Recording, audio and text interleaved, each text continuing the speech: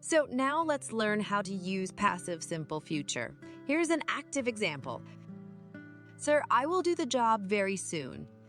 Make it passive. We need to use will plus be plus past participle form of the main verb. So we get, sir, the job will be done very soon. Here, the job is our passive subject, which receives the action will plus be plus the verb do in the past participle form, which is done.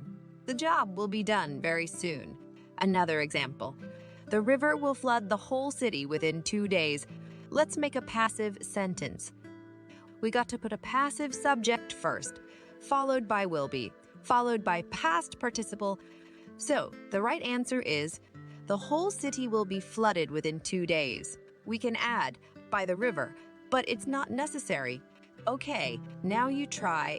Translate the sentence to passive voice. They will sell the record number of tablet computers next quarter.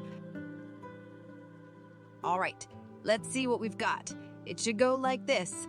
The record number of tablet computers will be sold next quarter. Here, the record number of tablet computers is a passive subject. It's not doing an action.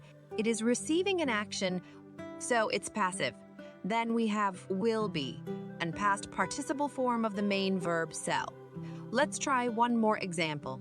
Convert it into passive. They will translate this bestseller book into 75 languages.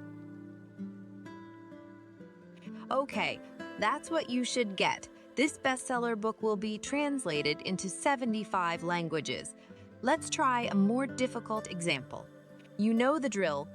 Translate it into passive. Nobody will meet her at the airport. Obviously, it's a negative sentence, so it should sound like this. She will not be met at the airport, or she won't be mad at the airport.